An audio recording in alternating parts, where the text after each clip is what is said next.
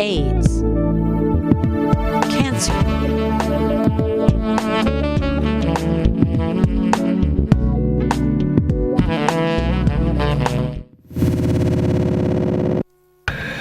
Good evening once again, and welcome to Doctor on Call. Yes, and it's another Tuesday evening, and usually at this time we bring you our live Doctor on Call program. And folks, I did say to you that this evening Dr. Francis Martin will be with us, and he is, and I'm quite happy to have him, and sure you are as well. So we welcome our viewers on GBN Television, viewers on our Facebook page and YouTube channel, and of course our listeners on K105 FM. Dr. Martin, good evening and welcome back. Thank you. Good evening, Godfrey, and welcome. Well, I'm happy to be here, and good evening to the listening audience as well. Yes, indeed. This evening we have a very important subject matter to discuss. In fact, we were supposed to do that some weeks ago, but you had some other engagements, and so it's understood. So we're here, and this evening we want to look at men's health broadly, but putting some focus on the area of erectile dysfunction. It is something that needs to be spoken of because it is present and there is a stigma to it, and so there are a lot of people who are not, they don't have the courage, so to speak, to come out and talk about it and seek help, and we know that help is available. So Doc, this is where we're going to talk this evening, but first, the health of a man, we know of its importance. Let's talk a little bit about that. Well, the health of man, what I don't know, I don't even know we know of the importance. I'm saying it very cautiously, because if we knew of the importance of men's health, I think by now we probably might have been in a better place. Right. All right. But careless of what we think, the fact remains that men's health is a very important factor for everything, for worldwide and so on, and not just Grenada, but internationally and worldwide, the men's health has been neglected for many, many decades. I recall in about 2012, 2013, when I was beginning my public campaign on men's health, at that time looking around the globe to look and see what was happening out there in terms of men's health. At that time, there were only about 6 countries in the entire world that actually had national men's health policies or national men's health strategies. Now, fast forward 15, 16 years later, we now know that there are a very significant concentration on men's health internationally. Many countries like Australia, New Zealand, Canada, the United States, even the European Commission are now focusing on men's health. Many of these countries now have national men's health strategies and frameworks. For us in the Eastern Caribbean and to a certain extent Latin America, closer home, Brazil is the only one now that has a national men's health framework. In fact, the topic is beyond the prostate, national men's health. Yes. Because we focus so much on prostate for all years. Indeed. Yeah, so it's beyond the prostate now. It is a really national men's health issue. So men's health is very important, and when you really drill down into men's health, you can see that men's health transcends almost every aspect of healthcare in the entire society. It goes beyond sexes, it goes beyond social strata, it goes beyond everything, and men's health, to my mind, is very central to our existence as people, and so we really need to take that into consideration. I mean, definitely. When you consider the construct of our society, in many places in the world, the man is still the sole breadwinner. Absolutely. And so that man is expected to go out there and, as we say in local parlance, bring home the bacon. Yeah. So that in itself, I mean, just economics, it is of serious importance, because if a man is not healthy, then he can't bring home the bacon. Absolutely. As a matter of fact, men's health, when you really look at men's health, it has to transcend physiological issues, psychological issues, physical issues, even social and cultural issues have to be looked at when you look at men's health, and of course environmental issues as well, because traditionally men has always put themselves out in danger when it comes to societal existence. You find that the most dangerous jobs are taken on by men. Yes. Men are the one that go to the ocean. Men are the one that go and blast stone in the quarry. Yes. So, those sort of social and cultural, economical and environmental issues, they encompass issues of men's health as well. And it's not just boiled down to blood pressure and blood sugar monitoring and prostate monitoring. Right. Accidents, the high-rise buildings, all of these things. Absolutely. And you're right. When you look at some of the accidents that happens on a road, most times all men. Yes, and the accidents on the road again is not just one man traveling fast. This is a boy who never learned how to control his emotions and control himself. This is a boy who learned how to show off, and society rewards him for showing off. Right. This is a society that says it's okay to drink and drive, and you could do it, and the more you can pong it on the weekend, as a matter of fact, the more you can beat it on the weekends. Is the hegemony kind of thing. Those are the kind of thing. This is just not a boy who is driving fast. This is a boy who grew up in a single parent home with a mother who doesn't really know how to raise a man. And I want to be very careful about this. A mother can raise a boy, a mother can raise a male child, but a mother cannot raise a man. You need a man to raise a man. Very, very, very, very important indeed. You need a man to raise a man, and there's certain things that has to be passed on. There's something that has to be taught, and when they're not, you see things like the accidents, the show off, the abuse of alcohol and other substances. So it's really a comprehensive look that one has to take on men's health. And whenever I get these opportunities, I'd like to speak on some very, as I said to people in the past, I don't give opinions on things much. Right. I like to deal with the facts and the statistics. And more importantly, I always like to speak in context to what's happening. When I joined our Ministry of Health in 2012, that was the time I started my Men's Health National Campaign. The first thing I did was to look at the epidemiology of what was happening, what disease was happening, who was getting the disease, and who was dying from what. And that's when I discovered that the 10 leading causes of death in this country, men were dying before women in about 7 out of the 10 leading causes of death. And of the major leading cause of death, cancer was number 1.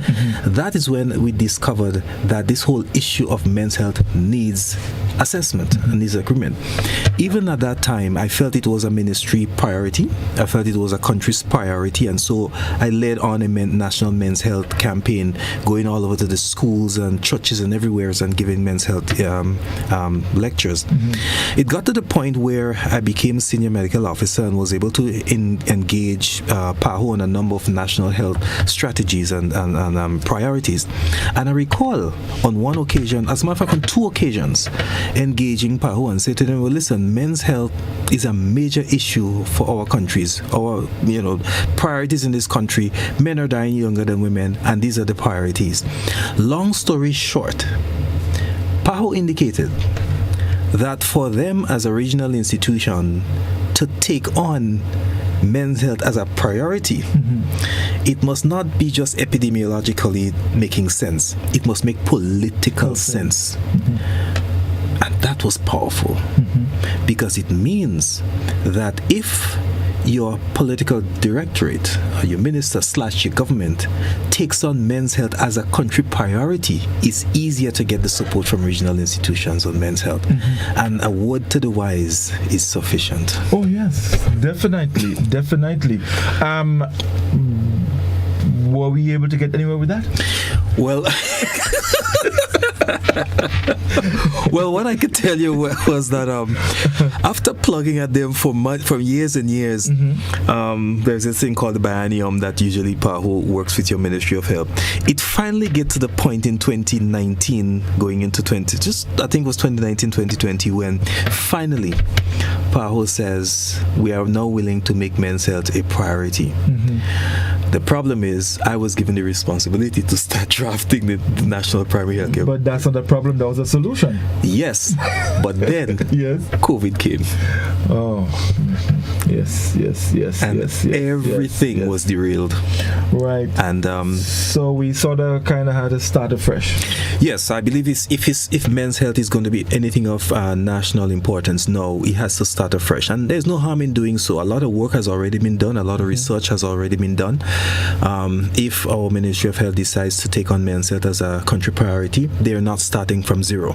Right. There are a lot of information that is available there, and I believe we should still embark on that, because I mean, erectile dysfunction is one aspect, and by the way, it is probably one of the major aspects, and I'll explain why that is so important later on. But it does help our country to focus on the issues that leads to men having erectile dysfunction in the first place, and the spillover effects that they have on other aspects of the men's existence. Right. And let me say here, folks, that in this drive, I am ready to do my part. We have this platform here. It's available to put the information out there so people can understand and have a good idea as to what is involved and what needs to be done. So we have to work together in making this happen. Doc, erectile dysfunction. What is it? Let's talk about it. When we speak of erectile dysfunction, it's probably two big words put together. Let's talk about this. Well, I'm known to break down. Right? Sure, we have to break. No, it's important. We have to speak in a language that our people understand. Right. I'm sure there may be a couple of the. What is dysfunction? What are you talking about? Erectile dysfunction simply means your penis can't set properly. That's right. Mm-hmm. No, this is what it is. Right. Mm-hmm. And it can be different things. Some guys have difficulty starting an erection, so it takes a very long time for the erection to occur. Some guys, they will get the erection, they get hard, but they lose the erection really easily. That's also a dysfunction. And there are some guys who get an erection, they keep the erection very long, and they seem to can't stop. That is also erectile dysfunction. Okay. You have to be able to stop at some stage. And then there are, of course, those guys who, I like to say, they're so thirsty that as soon as they get erection, that's it. That's it. Yeah. Game over. Game over. Game over. So basically, this is the structural type of erectile dysfunction. But there are also some other erectile dysfunction that we call stimulus or psychological, because erection actually starts in the brain. Right. And so if your mind process, your thought process, your feelings, your sensations are not as it should, then that can also lead to erectile dysfunction. And then of course, if there are some structural abnormalities in the blood vessels in your body and some other physiological things within your body, that can also lead to erectile dysfunction. There are a number of different causes, but basically those are the types of erectile dysfunction. Right. Okay. So now we understand that. Let's talk about some of the causes. Why do men, and maybe we can take them one at a time and go through it. Let us first look at why some men cannot get an erection. What causes? Well, to understand why some men cannot get erection, we first have to understand how an erection occurs. Right. The first thing that happens for an erection to occur is mental. The sight, the smell, the thought, and which is interesting because men are sexually attracted by sight. Women are attracted to personalities and so on. And this is why a man can see a lady for the first time and immediately likes to love what he sees, where a woman is different. She has to be stimulated, she has to come on, and so that thought process has to occur there. So that must happen first, and then of course a lot of electrical signals goes on in the brain that causes different hormones to be released. These hormones also cause electrical signals to go right down to his genitals, internal genital organs, external genital organs, stimulate some more hormones in there, including your testosterones and so on. And when that happens, a serious phenomenon occurs where blood is rushed into the penis, and as the blood gets rushed into the penis, it gets trapped in the penis, and that's how an erection occurs. Let me take one moment to explain a little bit more about the penis. It's an interesting organ, but basically the penis is a cylindrical organ with a very hard outer coating, very tough outer coating, and inside of it there are some muscles that literally are like sponge, and so these blood vessels are inside of that muscles, the corpus cavernosus and so on. These muscles are filled with blood vessels, and as the blood engorge, or as the blood flows into those blood vessels inside of those muscles, it's almost as when you put sponge in water. When you put sponge in water, the sponge absorbs the water, and the sponge cells get very turgid and hard and firm. Is the same thing that happens in the penis.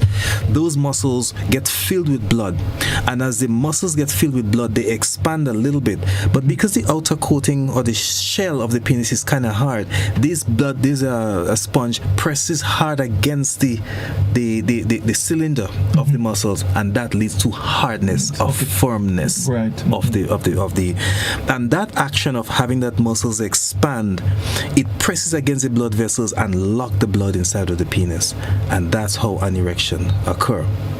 So to understand what are the causes of the dysfunction, you can immediately say one cause can be mental, right?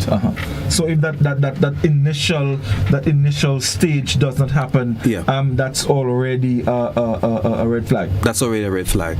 And so things like depression, anxiety, worry, serious mental disorders, immediately you haven't even started off the starting block yet. Right. So that mental thing is a cause.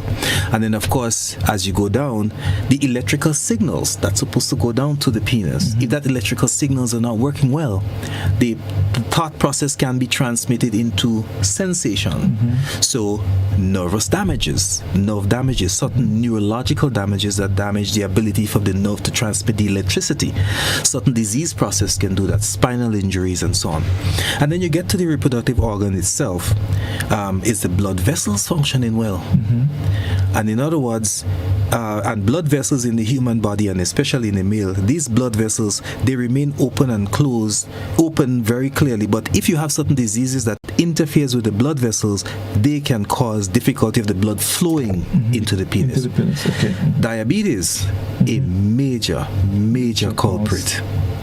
High cholesterol, another seriously major one. Cardiovascular disease, kidney diseases, that is major causes. So again, we could say that these causes are structural, and it's because of the disease process that you have. And then we also discussed that hormonal sensation can cause man to have an erection. So you have to look at testosterone levels. If testosterone levels are not where it's supposed to be, that can also cause a problem with erection. And I must say that in the last couple months, as a matter of fact, probably in the last year or so, I have had multiple reasons to check the testosterone of a lot of men. And I can tell you, the numbers are not looking good. Oh boy. The testosterone levels, as a matter of fact, in us as men, by the time we hit the age 30, our testosterone levels drop by 1% every year. So when you're 40, you already lost 10% of your testosterone. 50, 20% of the testosterone. So the number that I'm seeing lower testosterone levels in the lower age group range. That's not a good thing. And that's really not a good thing. And as a matter of fact, I even looked worldwide, and it turns out that internationally, testosterone levels of men in our decade is much lower than that of the men in the past decades. So it is not just us. Right.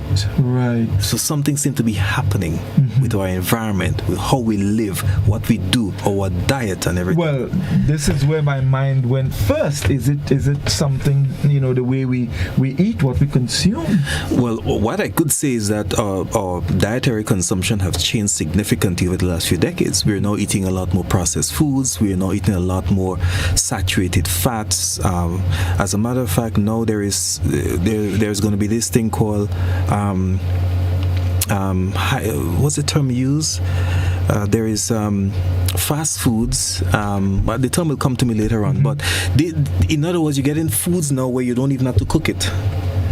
You just pour water and it's good. These hyper refined foods. So the type of food that we eat now, the amount of animal products that we consume, and on top of that, we're walking less, we're exercising less. Every young man now wants a car. Because we just this whole issue of affluence, and make no mistake about it, cultural shifts, moral and ethical shifts because of the influence of a number of things, including television. Right. Do not underestimate the effects of television. Everything now is measured against the United States culture, United States standards. Yes. We have forgotten our own standards, right? And we are now measuring everything against the United States, and which is a very dangerous thing to do because we have our own standards and so on. So there's multiple issues why we're seeing this decrease in testosterone levels. Right. Good. And just to go back a little bit, testosterone is the hormone that makes us a man. Right. Just want to make sure that we have the thing. Yeah, testosterone is what causes your young boy to go from a child to a young man. Testosterone is that thing that makes the boy switch to become a young man. And I usually give a little quiz. I may ask you that quiz as well. What is the single most important issue, single most important event that tells you that a young girl is now a young man? Young girl is now a girl is now a young girl. What's the thing that heralds that? When the moon is rising. Well, that's what you hear your grandparents. Okay, I forget with the language. Yeah, when the moon starts to rise. No, definitely. So that's hers. When did men own a car? When their voice started. That is called a secondary sex characteristics. That is part of the process, the event. I know you may not know, because most men they don't know. Yeah. Wait. No. I have to get this. Just as is done in the Queen shows. Can you repeat the question? Right. The question is, what is a single event in a boy's life that heralds the change from a boy to a young man? Ejaculation. That means you already changed, because remember, a boy is born with no sperm in him. Right. He learns to make sperm at adolescent, whereas a girl is born with all the eggs she ever needed in her life. And this is why I just say God create man and made woman, because man can create life. Yes. We make sperm from nothing. Okay. Ladies born with all the eggs. The religious people can take me on that later on. But the thing is, the Adam's apple getting big, the darkening of the voice, the lengthening of the penis, the lengthening of the scrotum, these are all secondary sex characteristics. It is not the thing that heralds the change. Hair on the chest, hair in the pubic area, no. Do you remember when that seed appeared in your breast and it hurt like hell? You don't remember that happening to you? I honestly can't recall. Honestly, most of the places where I go and I speak, my mind wasn't there at all. I didn't. I remember mine. I came from the river to bathe, and I usually use my bath towel, and I was just wiping up and wiped the front, and suddenly I felt this sensation there, and then I touched, and there was a seed in there. Right. When the seed disappears, you're ready. I did not know that, and I have no apologies for saying I did. I don't recall. Maybe it did, but I really don't. And I would not say, oh yes, I remember. No, I don't. Fortunately, for many of the sessions that I go to, when I say it, most of the men there would remember that, and they're like, oh yeah, I remember that what happened. And I mean, it just goes to show how little we know about men's health and boy health. I have had ladies take their boys to me in the office because of that seed, because in her mind, seed in the breast is a female thing. Yeah. and they worry that a seed in the breast might be cancer and so on. It tells you how much we have to go, what distance we have to go to start educating our young boys, our young children, so as to achieve decent men's health as we move forward. Doc, let's take our first break quickly. I want to talk as much as possible. Stay with us, folks. We'll be back with you in a moment.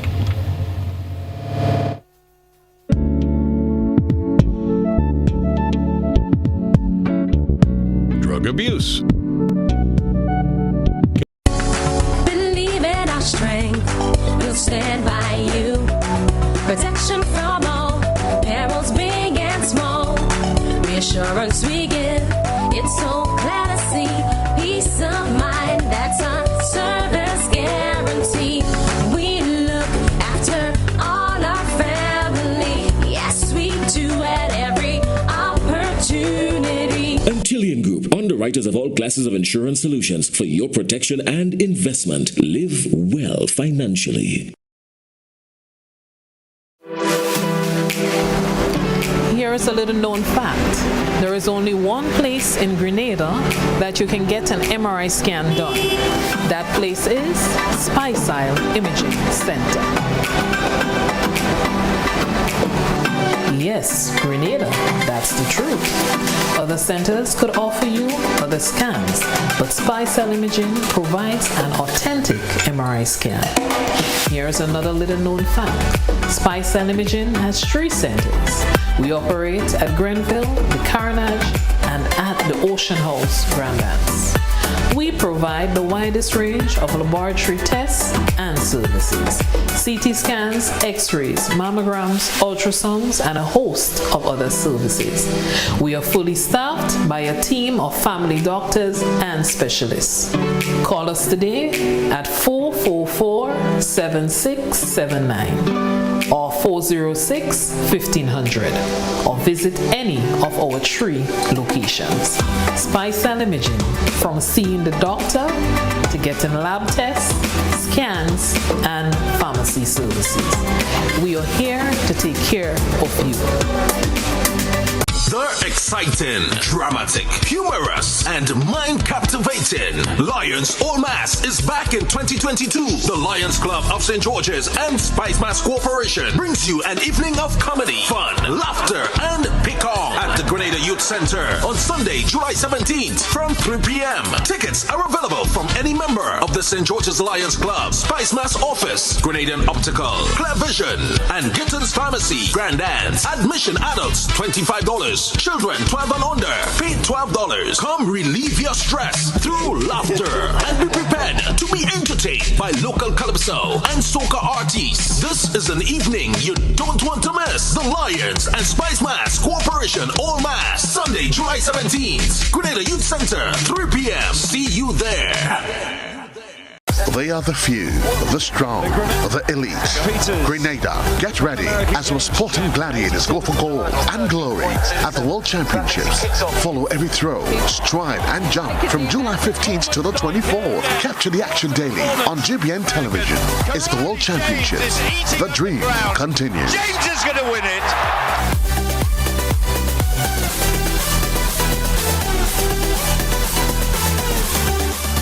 If there was ever a time to keep and stay healthy, it's now! We at Hills and Valley are here to help you take deliberate steps to maintain your health. We stayed true to maintaining the most comprehensive rates while stocking the widest range of medicines and health devices, including personal protective equipment. There are so many benefits shopping with us. You get great savings through discounts for senior citizens and reward cards for loyal customers. Ask about owning yours today. Visit us at Halifax and Grenville Street, St. George, Jubilee Street opposite the Grenville Bus Terminal, and at Hillsborough, Carrico. Our wholesale distribution on Halifax Street also stocks the widest range of pharmaceuticals. We are with you on the hills and in the valleys. We are Hills and Valley Pharmacy. Believe in our strength, we'll stand by you. Protection from all perils, big and small. Reassurance we give, it's so glad to see. Peace of mind, that's our service guarantee. We look after all our family, yes we do at every opportunity. Killian Group, underwriters of all classes of insurance solutions for your protection and investment. Live well financially.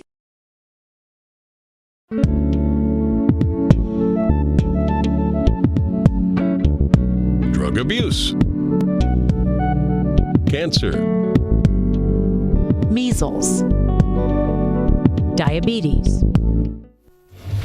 Welcome back, everyone. It's Doctor and Call, and this evening we focusing on erectile dysfunction. Of course, it's a condition that affects men, and we have already explained to you what it is, and some of the things that can cause it.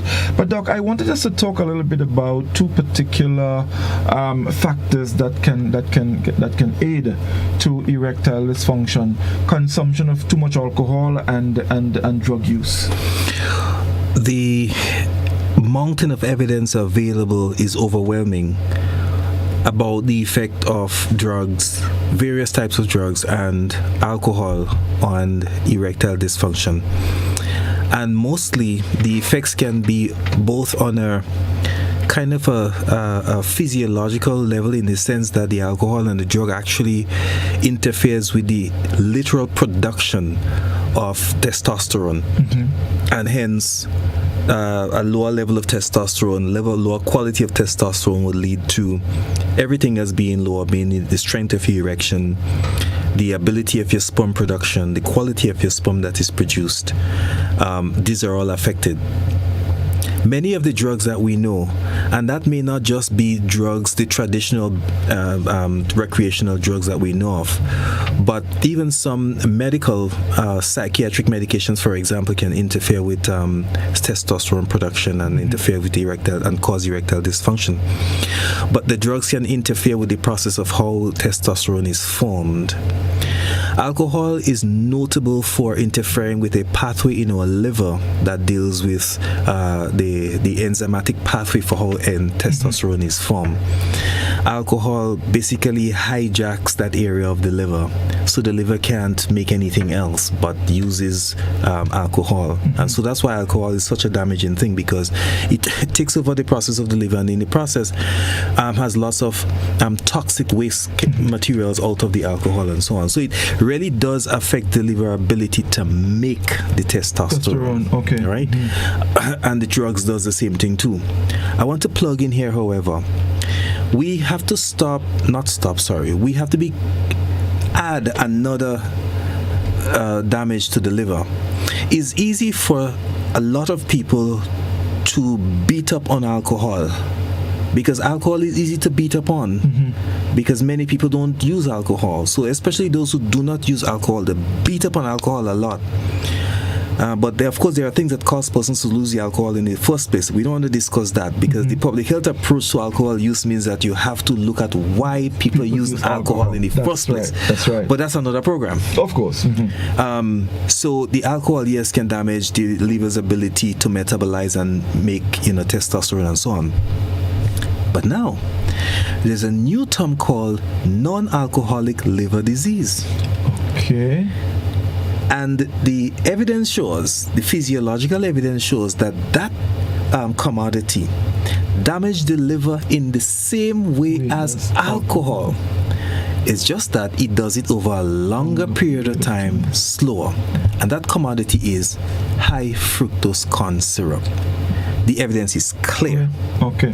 High fructose corn syrup damages your liver, and as such can interfere with testosterone production and interfere with your sexual growth, your ability to have sex, and your sperm production and so on. High fructose corn syrup is found in almost every processed food, right down to cornflakes and yogurt. So in other words, what I'm saying here is processed foods can also interfere with testosterone production. And drugs is the same thing too. Right. And so we must be comprehensive in the way we look at it, and not just not just the literal production of the testosterone itself, but alcohol also has some numbing effects and other effects on the psychological aspect of sexual ability. Remember we said erection starts in the brain. Alcohol interferes with that process as well. So this is why when someone drinks for so long and they really become alcoholic, they cannot even think sex, right, far less to have an erection, because the initial thought, it's not nowhere. there. Yeah. What about as we grow older? Because you did mention as we get older, our testosterone levels drop. So age can also cause. Yes, age is the number one cause of a drop in testosterone. Right. And it's a natural drop. And of course, that brings another argument. What can we do as people to increase our testosterone levels as we go forward? And I hope we get a chance to look at that before we leave. But age is a major issue as we age in testosterone, and of course as we age in life. So couple that with all of the habits that we have taken on board. Oh boy. It's almost as though it's a double whammy. It's sometimes I say to myself, humans can live on half of one kidney. Why did God give us two? And it's the same thing here. Testosterone is going to drop anyway. So why are we doing the things that cause it to go down even faster? Even faster. So, Doc, erectile dysfunction. How does someone get diagnosed with that? Because there are temporary conditions where maybe for whatever reason it doesn't happen, but it doesn't mean that you have the condition. Right. Sexual erectile dysfunction, the diagnosis will be locked down by your healthcare provider. But of course, you must be open enough to speak to your healthcare provider about it. It's a very personal matter. So almost all men, they know the point at which they start experiencing erectile dysfunction. All of us could tell at what stage in our life we started seeing a difference. 98% of us never visit a doctor because of it. We wait for a little while. And the few of us that have the courage to go to the doctor never mention it. When they do reach by the doctor, they talk about something else. And I have learned over time there are some code words that they use. When they use that words, I know. Okay. So they will say things like, "Doctor, I want a supplement. I want to strengthen." They want to strengthen the back. They want something for the back. They want something for the back, yes. When they start to use that word, they say, "Doctor, I'm feeling tired, man. I want to get a rest." That is usually my cue to start asking further, and then I will get it. But thankfully, these days, there are a few guys who are bold enough that come in and say, "Doc, literally, no, I find they will say things like the boy is not working as it should," and I like those open and frank discussion. The problem, but that's how you get help. That's how you get help. The problem with that is most of the time they come too late, and that is usually the issue. But that is how you get diagnosed. And what your doctor is going to do is to ask you some very simple question, because erectile dysfunction, as we say, is not being able to maintain an erection long enough to achieve sexual intercourse or sexual penetration, and there's a number of questions the doctor will ask you to really be able to get into that diagnosis. And of course, the doctor will now decide whether it's physiological or whether it's a structural issue or whether it's a disease process. And a lot of the time, the physiological issue, and there's one way to tell whether it's a physiological or disease process. That thing that is called the early morning set is a simple thing, but it's a very important thing. A man who gets the early morning set means that his erection is okay. So if he's having any dysfunction, he needs to check to see what is going on. Is it depression? Is it anxiety? Is it fear? Is it, all those sort of things that feeds into the whole issue of the erectile dysfunction. What about stigma? There is something, and you hear it a lot with young guys. You know, they feel they have to mash it up. They have to put on a work. Yeah. And because of maybe for fear that they can't mash it up or they can't put on a work, it probably has a little psychological effect, and because of that. Right. And I blame us guys for that. I mean, there are some ladies who prefer the harder, more rougher type of sexual activity, but the vast majority of ladies, and guys, I want you to listen to this, the vast majority of ladies don't want this put on work thing. They may pretend because they want to make you feel you're doing something good, but the vast majority don't want that.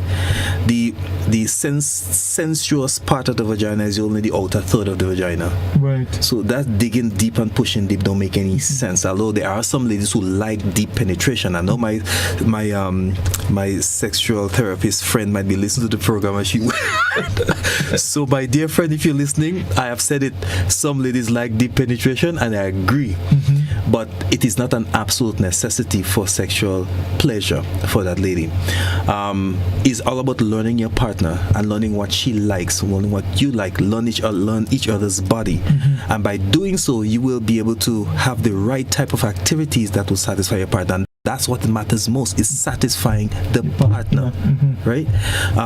If you have sex for your partner, it makes better sense for you, both having for each other and so on. So this putting on a work and thing, that is a fantasy or a fallacy, I don't even know how to call it, that we have developed on the block. As though, you know, it is something that would, you know, to indicate boost your manhood. Yes. Well, I don't know. Okay. I don't know where that comes from. What about the frequency of you know, sexual intercourse? Well, I've had that question a couple of times, and there is no one answer to that question. There is a range, and again, this is where learning your partner is all about.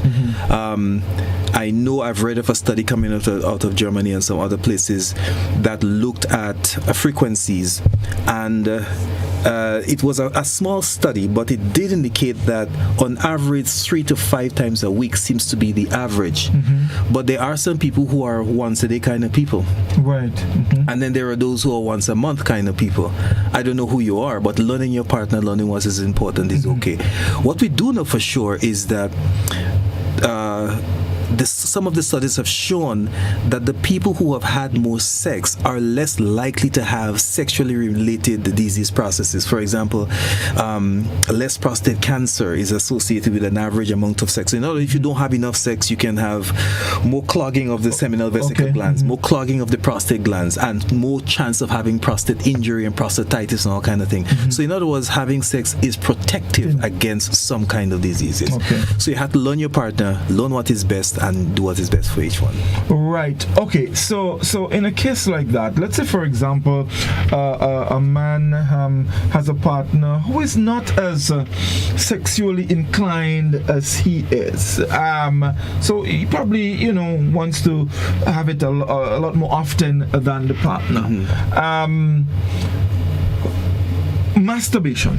People, you know, sometimes ask the question, is it something that is recommended? Well, and this is why I have to have a dichotomy here. I know I have some Christian friends that I grew up with. Apologies, I'm a scientist, first of all. So, because I grew up learning that masturbation is wrong. And some Christian communities, they would say you sin by thoughts and actions. So if you think of masturbating, you sin by thoughts. As a physician, I don't share that view. I don't know you can do that. Yes, I look at purely the science and what have you. And let's be honest, masturbation can keep a lot of people out of trouble. You know, a lot of unwanted pregnancies can happen. A lot of pent-up feelings that are unresolved in certain ways can be resolved through masturbation. I have no issues with that. And for a guy who doesn't have the opportunity to have the 3 to 5 times a week sex that is recommended, having that masturbation give the seminal vesicles and his prostate and his testes a chance to clear out, if you want to put it that way. So it's a way of helping the organs to function well. There is no clinical evidence to ever suggest that there are any negative effects of masturbation on the male's body. And so from a doctor's standpoint, I have no issues with it. Right. You know, there was as a young fella growing up, they say you know, if you masturbate, you get blind, you lose your eyesight. I heard that too. Maybe they were wearing glasses.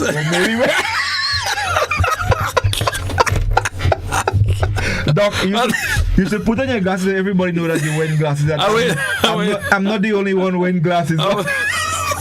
Okay, I hope you're satisfied now. My glasses. Did you hear about hair growing in the palm of your hand? Yes. You heard that too? Yes. In fact, there is a calypso, you know, about that by a fella called Explainer. You know, the calypso is called Miss Palmer. But let's get back to the whole issue here. So it's been diagnosed that someone is having that problem. How do we? I guess we have to, as a doctor, you first have to determine the type. Yes. And so then you can start your treatment. How do we go about treating you know, erectile dysfunction? As you rightly indicate, finding the cause of the erectile dysfunction is central to all of this.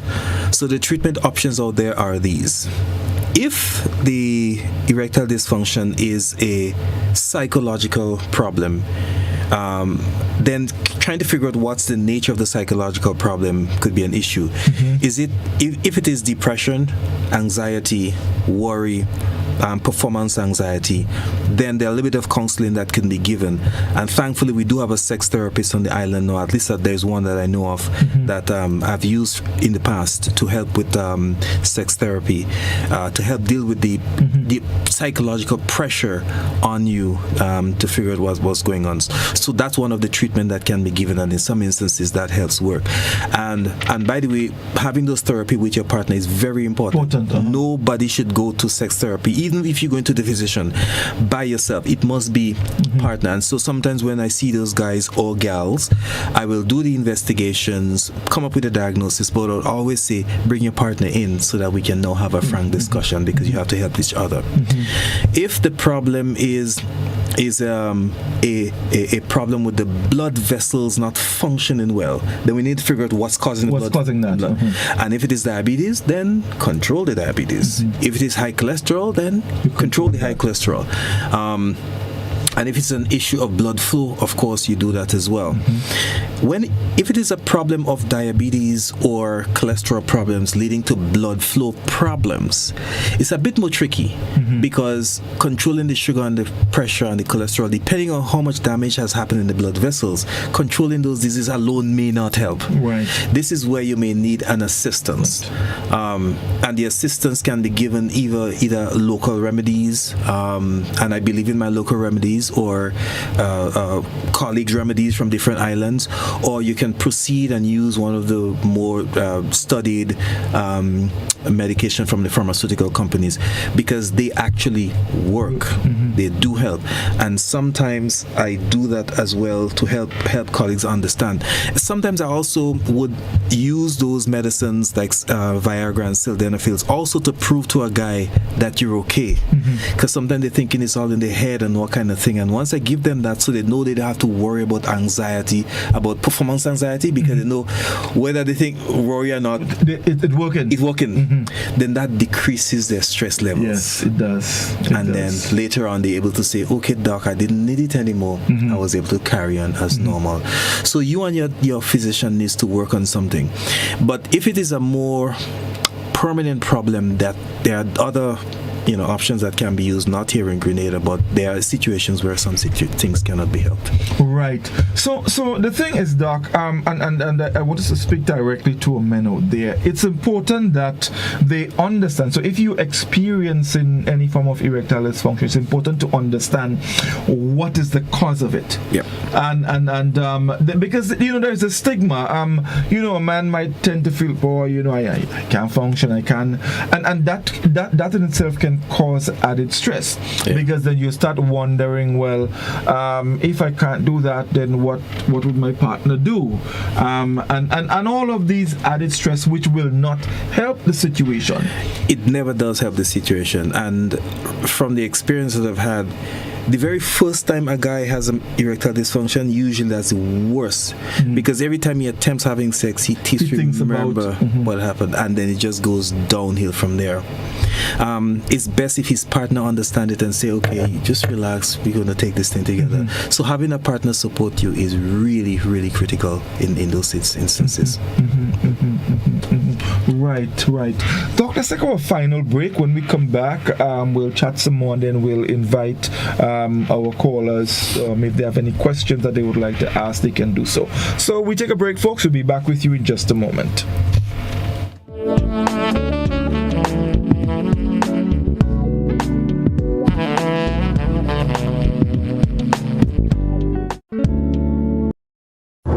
Hubbards is giving away loads of prizes with Live Free for 1 year 3.0. Same promotion, more prizes to be won. Spend $50 or more at any Hubbards department and receive a chance to win big every 2 weeks. Win! Free fuel for 1 year. Free cooking gas for 1 year. Cash savings account from the Grenada Cooperative Bank Limited. Free electricity for 1 year. Free Coca-Cola for 1 year. Free property insurance for 1 year. Free drinks for 1 year. Free lunch packages from the Creative Chef. 1 free gas cooker. Free internet and cable for 1 year. And free groceries for 1 year. Promotion runs from April 28 to September 16th, 2022. Live Free for 1 year 3.0 is brought to you in part by Chief Brand Products, Grenadian General Insurance Company Limited, Carib Breweries, Danny, Flow, Creative Chef, Grenlex, Supreme Bleach, Promos, Sol, Dutch Lady, Coca-Cola Grenada Bottling Company, Grenada Cooperative Bank Limited, and the Food Fair Supermarket. Terms and conditions apply. They are the few, the strong, the elite. Grenada, get ready as our sporting gladiators go for gold and glory at the World Championships.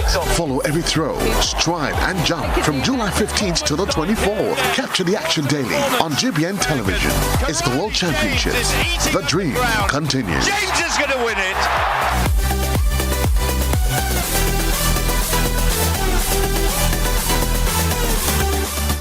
If there was ever a time to keep and stay healthy, it's now! We at Hills and Valley are here to help you take deliberate steps to maintain your health. We stayed true to maintaining the most comprehensive rates while stocking the widest range of medicines and health devices, including personal protective equipment. There are so many benefits shopping with us. You get great savings through discounts for senior citizens and reward cards for loyal customers. Ask about owning yours today. Visit us at Halifax and Grenville Street, St. George, Jubilee Street opposite the Grenville Bus Terminal, and at Hillsborough, Carriacou. Our wholesale distribution on Halifax Street also stocks the widest range of pharmaceuticals. We are with you on the hills and in the valleys. We are Hills and Valley Pharmacy.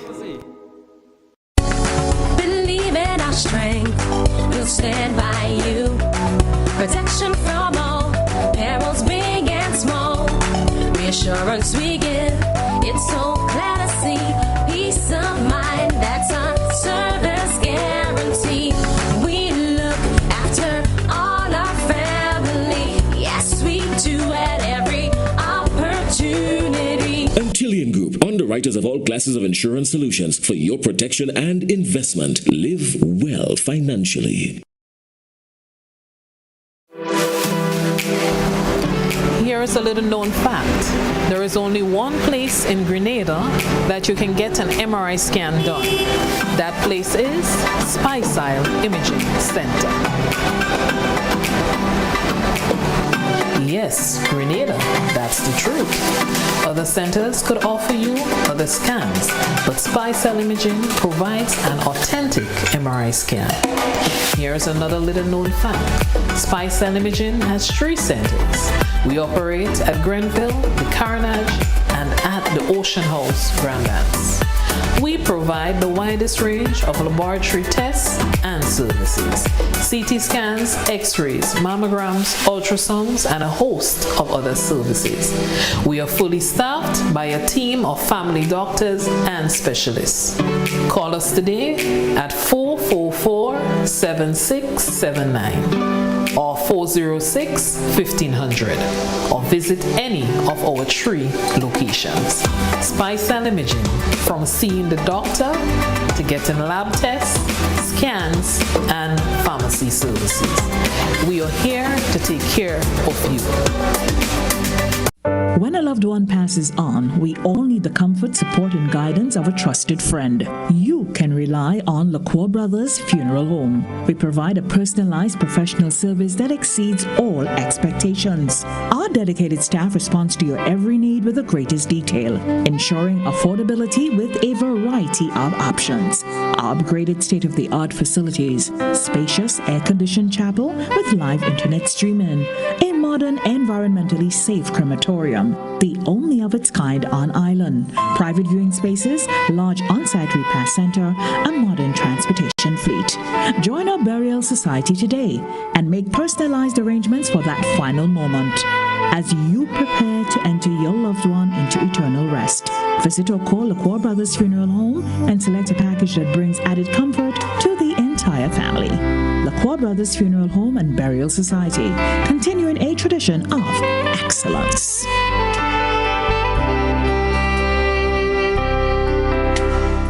When you need your prescription filled or you require non-prescribed medication, supplements, or all your personal needs, visit Gittins Healthcare at locations on Wall Street, Grand Anse, Victoria Street, Granville, and Central Deputy Street, Guelph. Gittins Healthcare aims to provide an exceptional personalized pharmacy experience. Additionally, children under 5 and adults 55 years and over will enjoy 10% discount on purchases of $20 and over on prescription medication. Stop settling for less. Visit Gittins Healthcare, where your health is our priority.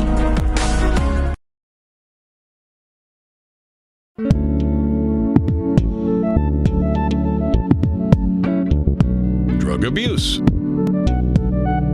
Cancer.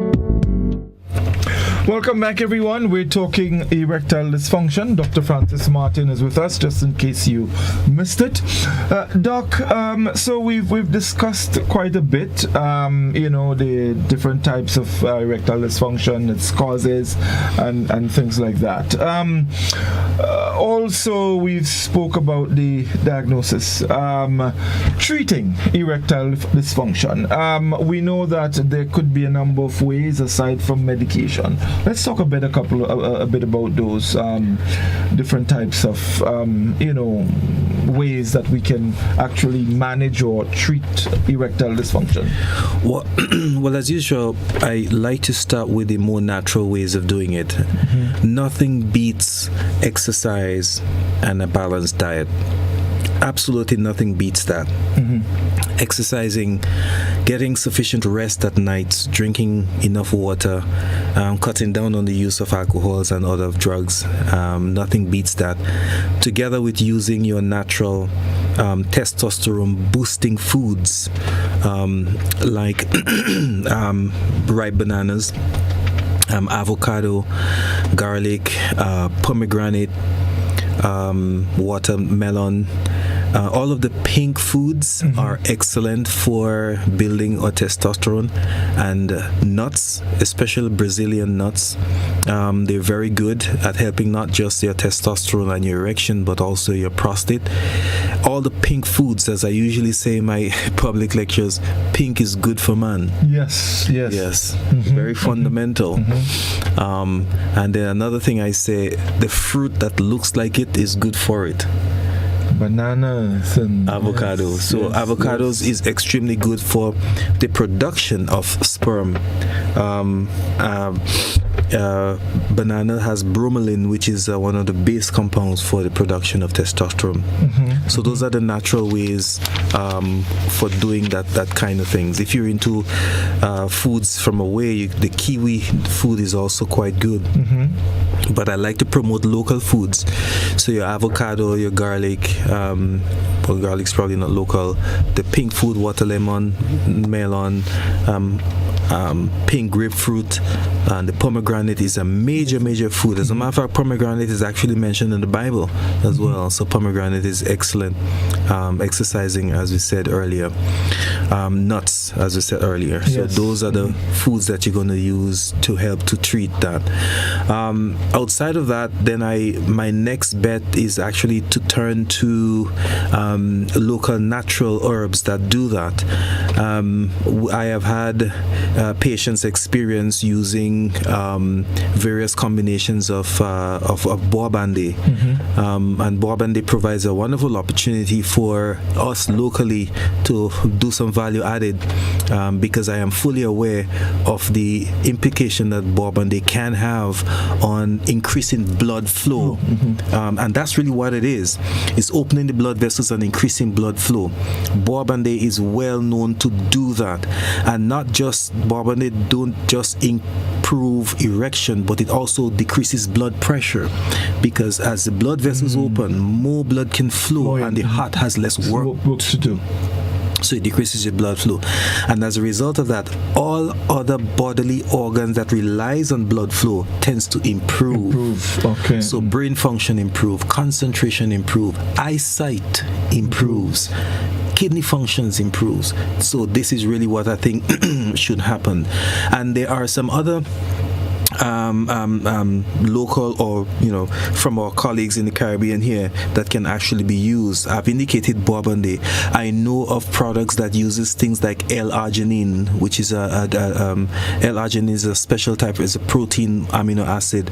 Then there are others that uses things like ginkgo and other types of Packer ginkgo that can be used. And there's a product I think that I've seen once coming out of St. Lucia called Had On. Yes. That product has those natural herbs in it. It is not synthetic drugs. It is natural herbs.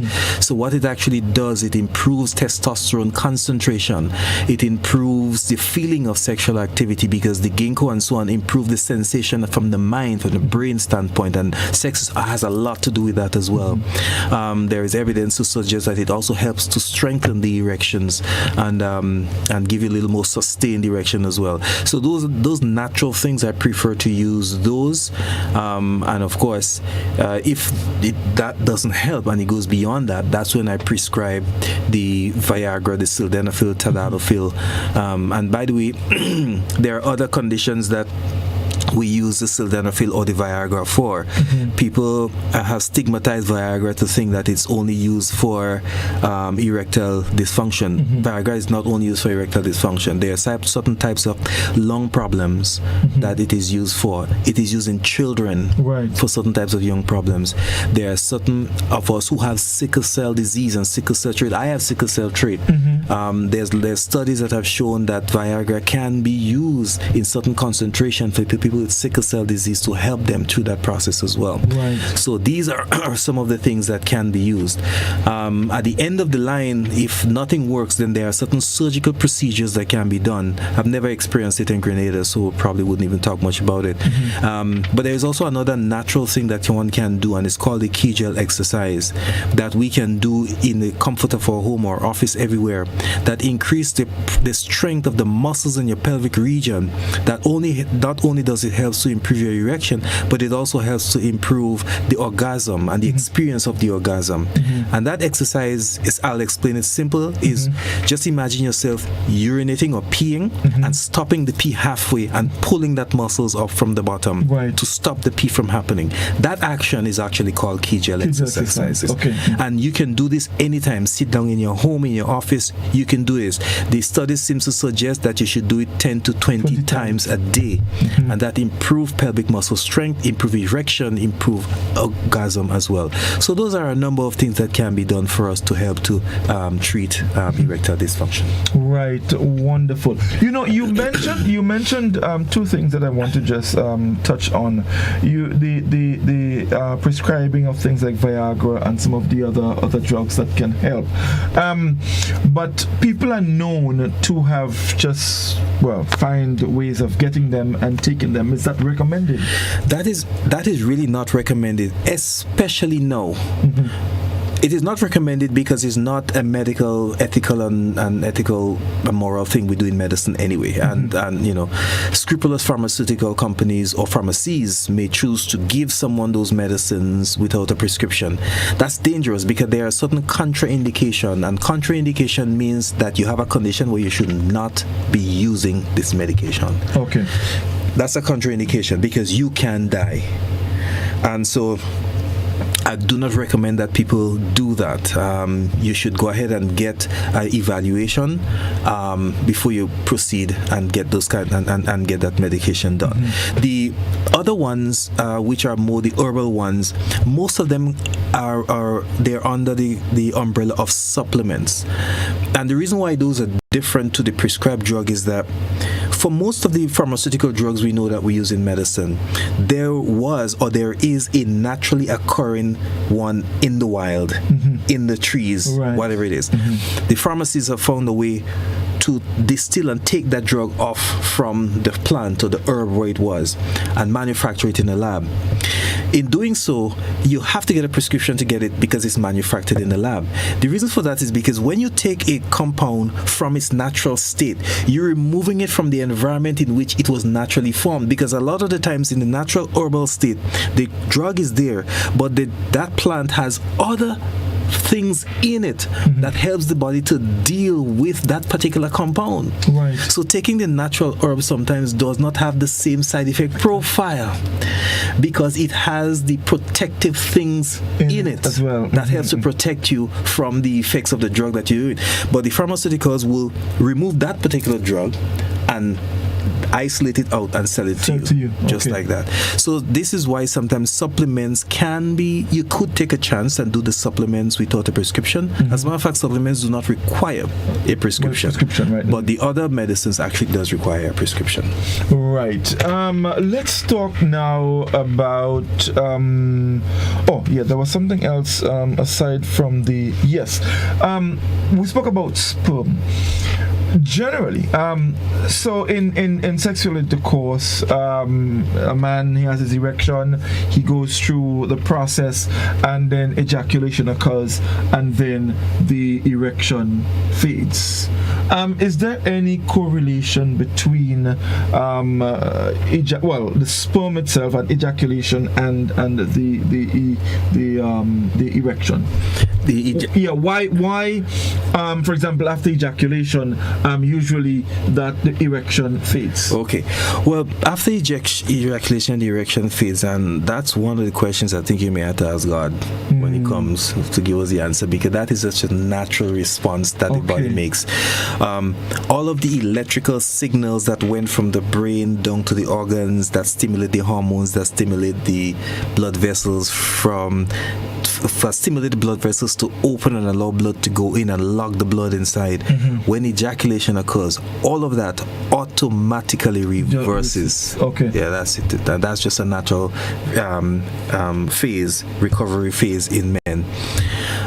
The length of the recovery, however, lengthens as you get older. So as a teenager, you can stop now, and 30 seconds you're gone again. You're good to go again. Right. But those of us who have lived long enough will learn to respect ourselves. Oh yeah. And but of course the recovery phase, the amount of time it takes for you to recover, again, depends on your general health. Mm-hmm. How your testosterone is going, you have chronic disease, either psychological issues going on, your body physiological makeup. There is really no magic in that. You just have to kind of live as healthy as you can so that you can get your erection as best as you can. Some guys are naturally many times a night kind of guy, and some guys are just once a night kind of guy. That's just how people are different. People are different. Yeah. Mm-hmm. Yeah. Right. Also, there was the other question I wanted to speak to you on. It just sort of faded a bit there. But anyway, let us move on to prevention. Prevention is always the best. So how can one prevent? What can we do to prevent or to let's say delay, because we know with age, at some point you would get there. Right. How can we, delay as much as possible, having to get to the stage where you cannot function as you used to? The prevention starts as a teenager. That's where it starts, because generally the disease-forming behaviors are conformed as a teenager. So if you start to drink and smoke as a teenager, your prevention has stopped right there. You're beginning to form the disease. And the taste priorities, food priorities that you have prioritized as a teenager would be the foods you're going to eat down the line. So if you really want to speak prevention, you have to start as a teenager, and then just constantly educate guys along the way of what you need to do.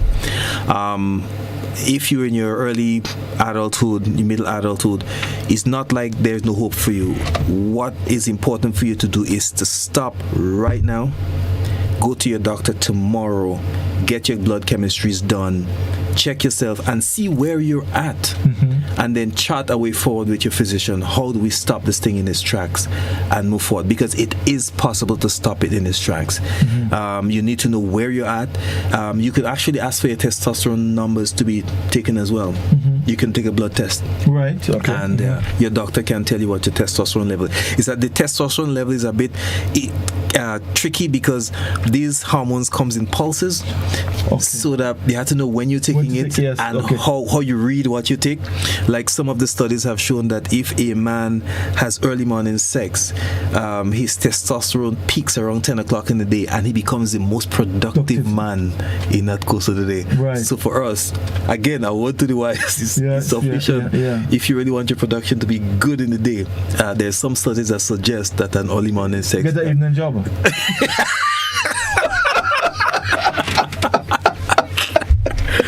Doc, I come to work from 6 o'clock in the evening. Well, you should work.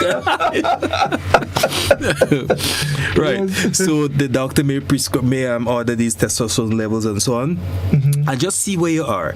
And once you assess where you are, then your prevention process starts right there. Okay, fantastic. Of course, people should try and avoid things like smoking and all of these things. That the things that we know are prone to cause that kind of thing. The alcohol, because there are some evidence that suggests that the alcohol can affect the mobility of the sperm. In other words, I did this in a public lecture once. The alcohol makes the sperm, who make it drunk. Drunk the sperm. I mean, simple as that. I mean, make it drunk. You can't move just as how when you consume alcohol, you stagger, you drink over the place. It's similar. I mean, of course, it recovers well, because the new sperm that you make is not affected by the old one. And by the way, guys, our sperm is finite. That means there is a certain amount that is there, and there's no more. So if you have too much sex, it's going to get to a point where no more sperm comes out, and it's just blood that comes out. So if you see that happening, don't panic, just calm down, don't have too much sex. Take it easy. Okay. Doc, is there anything else we need to touch on before we go to the telephone? Not really, except that people who know my modus operandi is talking about cause and prevention. That is more than just treatment.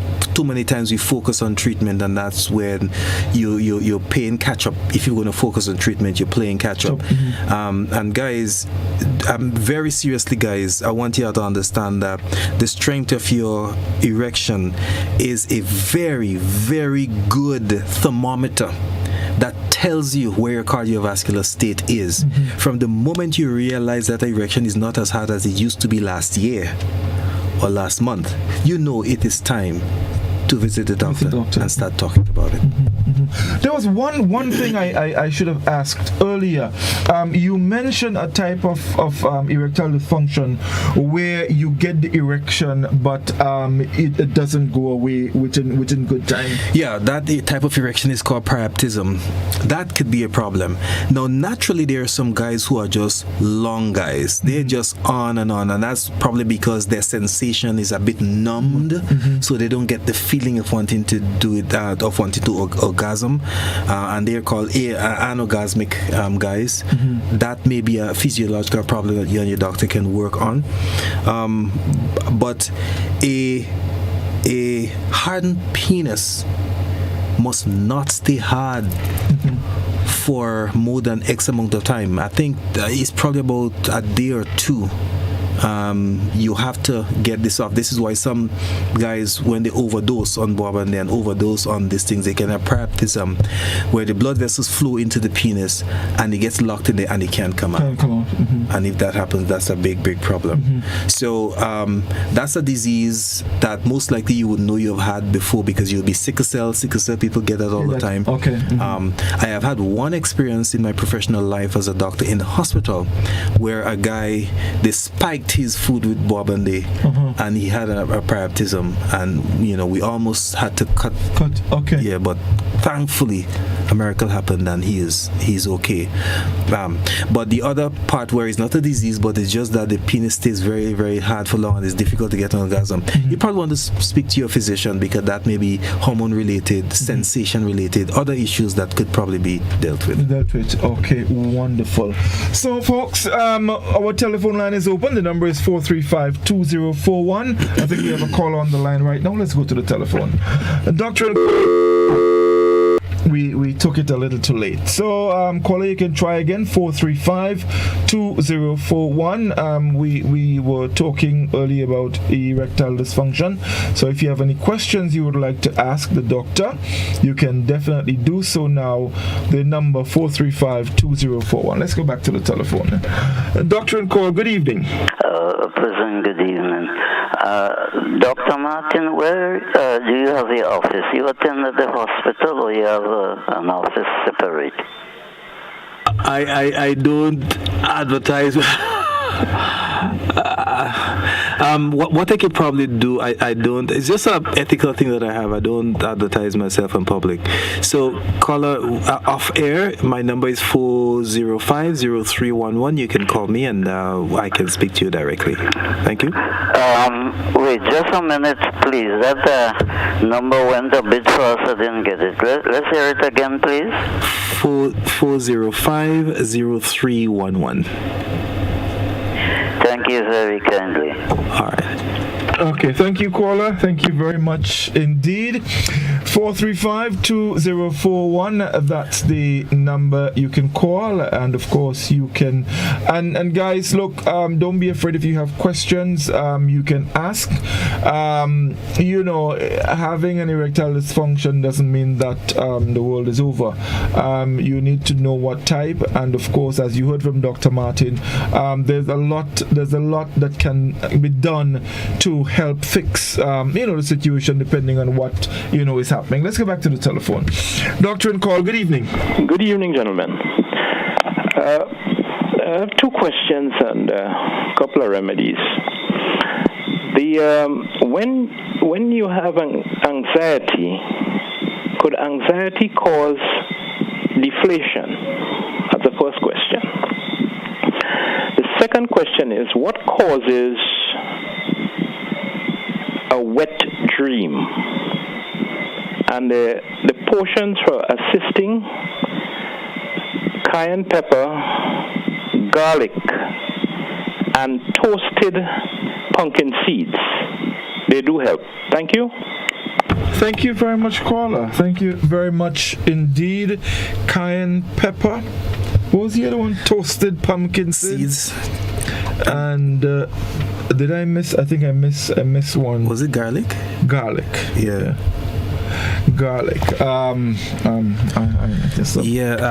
This probably could assist, especially the pumpkin seeds, because of the concentration of vitamins E in it. That would really help, and to a certain extent, zinc as well help with sperm production. The garlic is anti-inflammatory. In fact, garlic is one of the one of the superfoods for the production of testosterone. Okay. And it also has anti-inflammatory properties, and the cayenne pepper is huge on capsaicin, which is excellent antioxidant. The production of nitric oxide actually really helps the blood vessels to open. So that would help the erection as well. Cayenne pepper. Yeah, so it does have some benefit there. Can anxiety cause deflation? It's a huge yes, because anxiety causes the brain to produce a hormone called cortisol. The nickname for cortisol is called the stress hormone. And stress hormone, it increases your blood pressure, it increases your blood sugar, increases your blood cholesterol, and decreases your libido. So it really does increase the chance of you getting deflated very well.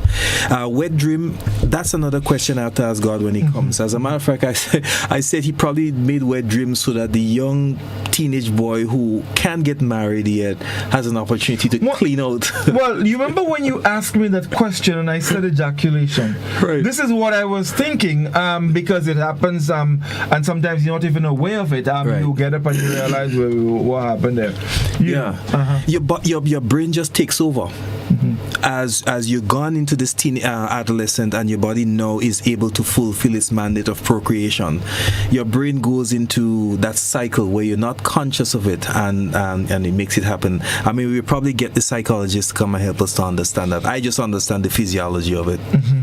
We could probably get Dr. Pancho to come and chat with us on that. The number, folks, 435-2041. You can ask your questions as it relates to erectile dysfunction. As I said, you do not have to be ashamed. It's a condition that can be helped. You heard Dr. Martin discuss this at length, and of course there are exercises you can do to help. The Kegel exercise, the foods that you can use, that can help as well. So it's a good thing if you see any signs or you feel a little uncomfortable and you're not sure, you can definitely do that. Call, ask a question, or you can call 405-0311. Let's go back to the telephone. Doctor and call, good evening. Yeah, evening. I would like to know what is makuku and what causes it, please. Okay, thank you, caller. That's an excellent question. As a young man growing up, we know of makuku, and I thought makuku was an old man thing. Well, I mean, I know what is the remedy for it. But the other name we give for makuku is called hydrocele, which is just a collection of fluid in the testicles. It is caused by bulging of the blood vessels in the testes. What is actually causing them to start bulging, I'm not so sure, but what we do know is over time, from lifting load and all this pressure in the abdomen puts a lot of pressure in the testes and can cause it to bulge even further. The important thing to understand about makuku, and guys must listen, is that makuku don't just automatically appear when the man turns 60 or 70 years. As a matter of fact, most of the time it starts in his 30s or 40s. And so this is why getting a testicular examination is critical. Just as so women have to get the breast examination, guys have to get the balls examined as well from period time to time, because those are the things that you can pick up early, and there's a remedy for it if you pick it up early. But the hydrocele, how is it detrimental? Is it? No, it's not detrimental. Just that it's really embarrassing. It's uncomfortable. You get a lot of pain, and the longer you wait, it's harder for you to get surgery. It can cause complications of infection, infertility issues, but it's not really a disease that's going to kill anybody. Okay, all right, wonderful. Do you know? Have you ever heard that if you had makuku, you just had to burn a full feather? Yeah, I heard that.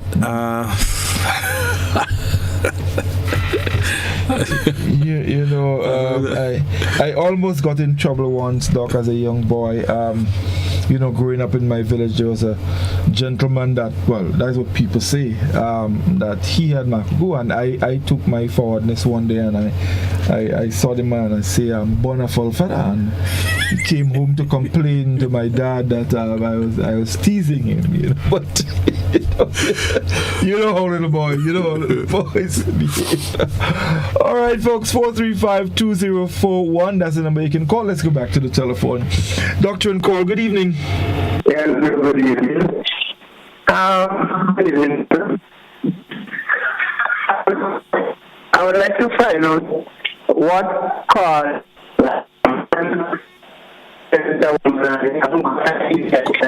Caller, you probably need to turn down your device. We're not hearing you clear at all. Can you turn down your device and tell us again? Hello?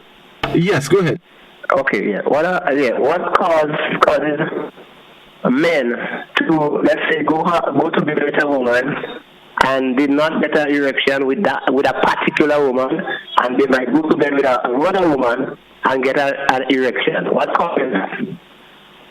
Okay, thank you, caller. Very interesting. Mm-hmm. Right, and that type of erectile dysfunction is purely psychological, where the stimulus from the brain is not there. So, and for men, the brain stimulus is sight, smell, taste to a certain extent, and certain types of memory. So that guy, there is something in the psychological relationship between him and partner number one that does not stimulate the erection and partner number two. Yes, yes, indeed. All right, 435-2041, folks. We're getting close to wrap up time. We have time for probably one more call before we wrap. So we wait for that call to come in. 435-2041. You can get to ask your questions. Maybe, Doc, quickly in the meantime, we can just summarize what we spoke about. But before you go, there's that final call. Doctor and call, good evening. Hello. Hello. Yes, good evening. Can you turn the volume of your device down a little bit, caller, and listen to us on your telephone? Yeah, it's a cell phone I have. Okay. Yes, go ahead. Yes, I want to ask that if your blood low, if that could cause your erection not functioning. Okay, thank you. Low blood. Right. If you have low blood, what's going to happen is that the blood vessels are going to open up and the penis will get hard. But because the oxygen, the hemoglobin in the blood is responsible for carrying oxygen, and the cells of the penis would require great oxygen supply for them to do the job that they have to do, you're going to get an erection, but the strength of the erection, the length of it may not be as good because the oxygen level is not very high. And so low blood can interfere with your erection. Okay. Let's see if we could squeeze in that final one. Doctor and call, good evening. Good evening. I want to ask the doctor, when you urinate, the man urinate, and they finish, sometimes there's a jerk on the penis, goes up and down quickly, and sometimes you don't get that. Is this a problem, and what may be the cause of that? Okay, thank you. Yeah, thank you. I hope I understand you very well. But when you finish urinating and you contract that Kegel muscle, the penis goes up and down, right? And so that action is a strong indication that the Kegel muscle is not as tense as it should be. So again, it would indicate that the strength of the muscular contraction of the penis. So that may be an indication that he needs to get that checked again as well, because there might be testosterone issues in there. There might be issues of the the hormones in there. But certainly that Kegel muscle is having a little, either it's overworked or something is going on. So call out, just get a basic check and see how you're doing. All right. That just kind of gave me for a question I wanted to ask, Doc. So we know in a man that urine and sperm they come to the same passage.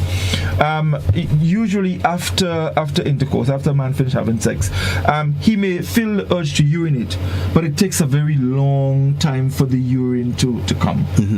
What's that? Is it? That's because of the structure between where the bladder is, where the prostate is, and the passage. Okay. I really wish I could have drawn it to show you, but when urine, when sperm comes through, it comes from the testes and goes up. It comes through the prostate and enters the ureter. Just a little over from where it enters the ureter. That's where urine comes from as well. So there is a critical junction in between there where one can affect the other. So if the prostate is in high action, where sperm is coming through, the prostate is letting out all of this fluid so that the sperm can get this energy to move on, because that's what the prostate and the seminal vesicles do. They provide this fructose broth that the sperm can feed on as it tries to swim through this hostile environment called the vagina. So the prostate may be very pumped up, ready to pass it, but in the process it kind of blocking the urine because the passageway is very close by, so you may have to wait a while. So the urine has to give way to traffic on his what? On his right or his left? Yes. No, that's that analogy is literally true. It has to give way to traffic. Yes. Yeah. No. Okay, sorry about that. Yeah, no, I'm actually trying to picture it based on what you said from the testes and it makes sense. Yeah, you give way to traffic. Yeah, you will have to give with traffic on the right. Yeah, definitely. Folks, that's all the time we have this in. But Doc, quickly, just to summarize the whole issue of erectile dysfunction. Erectile dysfunction is a man's inability to keep an erection to complete sexual activity. The erectile dysfunction can be for many reasons: psychological reasons, or disease process, or structural reasons within this penis that could be dealt with. Sexual dysfunction happens very early, or erectile dysfunctions can happen at a very early stage, but knowing it, diagnosing it early, gives you an opportunity to have quick solutions that can help you. You can prevent it, and you can also have a good quality of life. But most importantly, your diet, your exercise is important for you. It's important that men get good fats to make sure that their prostate, their testosterone is good. We didn't mention it, and I want to say it before I go. Good fat is important. Omega-3 fatty acid is extremely good. Salmon and other good fish protein is also very good. And egg, don't underestimate the importance of egg in the production of sperm, in the production of testosterone, and in overall men's health. So men, again, you do not have to suffer in silence. The more we talk about it, the better we become at it, and it is time for us to speak up for ourselves, because we are the one that is suffering mostly from this issue of erectile dysfunction. Right. Doc, thank you so very much for coming on the program tonight to discuss this very important issue, erectile dysfunction. It was indeed always a pleasure having you on the program, and of course we're looking forward to our next program sometime very soon. So thank you again, and folks, those of you on television, we thank you very much for viewing. On radio, we thank you, our Facebook listeners, our Facebook viewers, and also on our WhatsApp platform. We were able to take all the questions and comments, but we thank you very much for staying with us. And of course, those of you who missed it, the program is on our Facebook page and also on the YouTube channel. You can also go back and have a look at it, and get the necessary information that you require. So thank you very much, and do enjoy the rest of the evening. All the best. Bye-bye.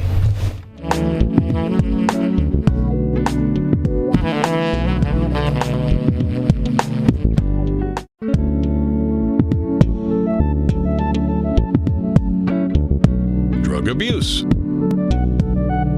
cancer, measles, diabetes, AIDS, cancer,